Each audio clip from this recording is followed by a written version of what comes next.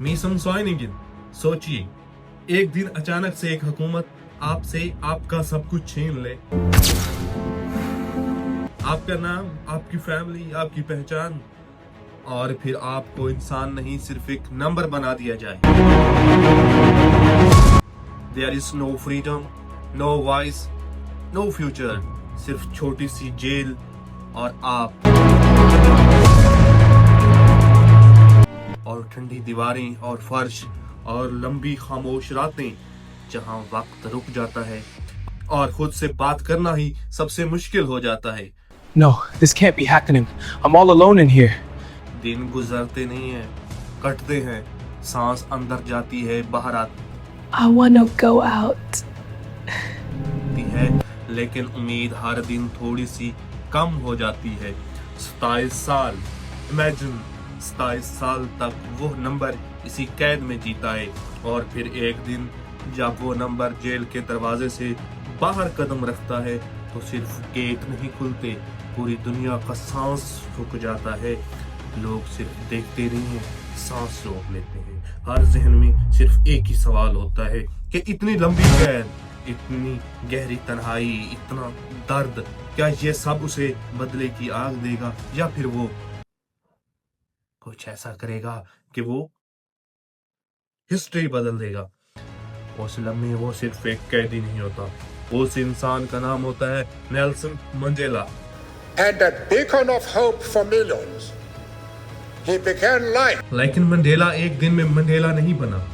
ये कहानी शुरू होती है 1918 में साउथ अफ्रीका का एक छोटा सा गांव मुवेजो, जहां एक बच्चा पैदा होता है जिसका नाम रख दिया जाता है रुल्हेला, जिसका मतलब होता है ट्रबल मेकर। शायद उस वक्त किसी को अंदाजा नहीं था कि ये बच्चा एक दिन पूरी दुनिया के लिए ट्रबल बन जाएगा, लेकिन जस्टिस के लिए वो थिम्बू रॉयल फैमिली से था, लेकिन उसकी जिंदगी बिल्कुल सादा थी।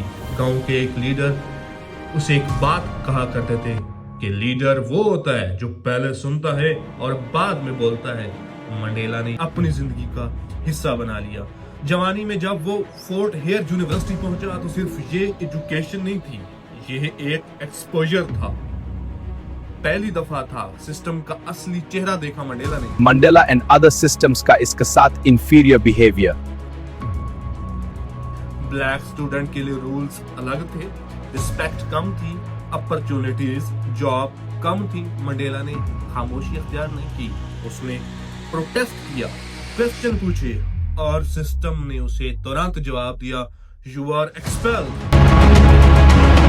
उस दिन मंडेला ने सीखा सच बोलने की कीमत अदा करनी पड़ती है। जोहान्सबर्ग में शहर की भीड़ में, शोर के बीच में मंडेला ने कानून पढ़ना शुरू किया। जब मंडेला टेम्पल ऑफ फ्रेम बनी तो वो सिर्फ एक ऑफिस नहीं था, वो लोगों की आखिरी उम्मीद थी। रोज लोग आते जो सिर्फ इसलिए अरेस्ट होते थे क्योंकि वो ब्लैक थे। मंडेला उनकी आंखों में फेयर और हेल्पनेस देखता, और धीरे धीरे उसे समझ आ गई ये सिर्फ लीगल फाइट नहीं है, ये एक मोरल फाइट है। फिर आया अपार्थीड्स, एक सिस्टम जो इंसान के रंग और नस्ल की बेसिस पर जज करता था। 1948 के बाद ये जुल्म लीगली नॉर्मलाइज हो गया। ब्लैक लोग वोट नहीं कर सकते थे, बच्चे अलग स्कूल में, हॉस्पिटल अलग, चलने के लिए भी पास बुक होनी चाहिए थी। मंडेला ने कहा this is not law, this is injustice, और फिर उसने चुप रहना छोड़ दिया। वो ANC के साथ खड़ा हुआ, स्पीचेस हुई, मार्चेस हुए, जेल्स भरने लगी, लेकिन फिर आया शार्प विले, मस्कियर, पीसफुल क्राउड, पुलिस, गोलियां, 69 लोग मर गए। उस दिन मंडेला ने रियलाइज किया पीसफुल रेजिस्टेंस भी कभी खामोश कर दी जाती है। 1961 में बहुत सोच समझकर मंडेला ने मखतूम विसाइज बनाई। ये डिसीजन उसके लिए इजी नहीं था, वो जानता था ये रास्ता उसे जेल या मौत तक ले जा सकता है। टारगेट सिर्फ गवर्नमेंट्स बिल्डिंग थे, सिविलियंस को इंटेंशनली अवॉइड किया गया, लेकिन फिर एक दिन road block. Get back! I said move now! Police handcuff, game is over. Rivonia trial शुरू हुआ, कोर्ट भरा हुआ है, मीडिया प्रेजेंट है, दुनिया देख रही है। मंडेला खड़ा हुआ और कहा, I am prepared to die I'm ready for die. for these ideals. वो सिर्फ अपना डिफेंस नहीं दे रहा था, वो अपनी लेजेसी लिख रहा था। I demand justice. फिर आई रोबन आइलैंड, एक छोटी सी जेल का कमरा, सिर्फ 6 by 7 फीट का छोटा सा कमरा, सीमेंट का ठंडा फर्श और रोज पत्थर तोड़ना। एक ऐसी मेहनत जो सिर्फ इंसान नहीं, दिल को भी तोड़ देती है। ठंडी हवा चलती है और तन्हाई इतनी गहरी थी कि हर रात अपने खौफ से बात करना पड़ती थी। उस दर्द के दरमियान मंडेला की मां गुजर गई और उसका बेटा मर गया।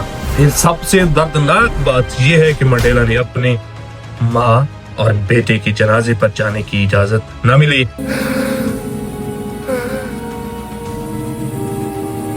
ये वो लम्हा था जब कोई इंसान टूट सकता है और मंडेला वो रोया।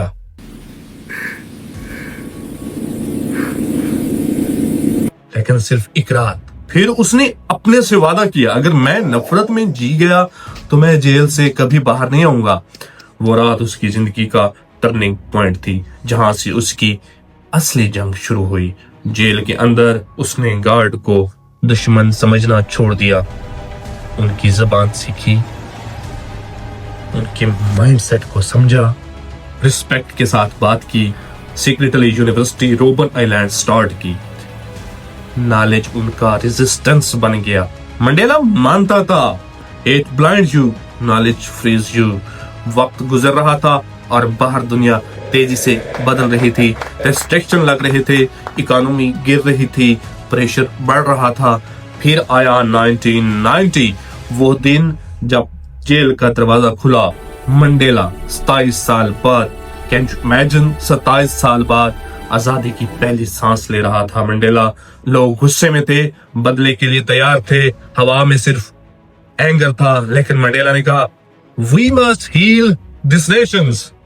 ये अल्फाज सिर्फ एक अपील नहीं थी, ये एक नई शुरुआत का वादा थी। 1994 के इलेक्शन आ गए। साउथ अफ्रीका के लिए ये पहली बार था जब सबको वोट देने का हक मिला, ब्लैक व्हाइट सब एक साथ। लेकिन ये इलेक्शन इतना आसान नहीं था। डर हर तरफ था, सिविल वार का खौफ था, आर्मी के कुछ हिस्सों में रिवोल्ट का खौफ था और व्हाइट एक्सट्रीमिस्ट ग्रुप्स बहुत ज्यादा एग्रेसिव थे जो डेमोक्रेसी बर्दाश्त नहीं करना चाहते थे। अपोजिशन बहुत स्ट्रांग थी, नेशनल पार्टी जो अपार्थीड चाहता था, अलग अलग राइट विंग ग्रुप्स जो कभी किसी हाल में पावर छोड़ना नहीं चाहते थे। वो इलेक्शन सिर्फ पॉलिटिक कंटेस्ट नहीं था, ये मुल्क के फ्यूचर की लड़ाई थी। सिक्योरिटी थ्रेट हर रोज बढ़ रहे थे, लोग डर रहे थे, अनसर्टेनिटी थी और हर किसी के जहन में यह सवाल था, क्या ये इलेक्शन पीसफुल तरीके से कंप्लीट हो सकते हैं। फिर भी लोगों ने हिम्मत नहीं हारी। मंडेला ने अपनी अपील से लोगों को इकट्ठा किया और उन्होंने ट्रस्ट और रिकंसिलिएशन की मिसाल दी। इलेक्शन का रिजल्ट आ गया, मंडेला जीत गया और पहली बार मंडेला कोई ब्लैक प्रेसिडेंट बना। ये जीत सिर्फ उसकी नहीं थी, पूरे साउथ अफ्रीका की जीत थी, एक नई उम्मीद की शुरुआत थी। और फिर उसने सिंबॉलिक मूव किया, rugby world cup white team की जर्सी पहनी और मुल्क ने पहली दफा एक साथ खुशी महसूस की। उसने रिवेंज चूज नहीं किया, उसने ट्रुथ एंड रिकंसिलिएशन चूज की कि सच बोलो माफी मांगो और आगे बढ़ जाओ। और जब पावर मिली तो उसने उन्हें छोड़ दिया, उन्हें माफ कर दिया। सिर्फ वन टर्म उसने कहा, no leader is bigger than democracy. Mandela perfect नहीं था, उसकी जिंदगी में लॉस था, पेन था, रिग्रेट था, लेकिन उसने दुनिया को यह सिखाया कि रियल लीडरशिप कंट्रोल नहीं करैक्टर में होती है। और शायद इसीलिए आज भी जब हम उसका नाम लेते हैं तो सिर्फ एक लीडर याद नहीं आता, एक इंसान याद आता है। मैं साइनिंग आउट, अल्लाह हाफिज।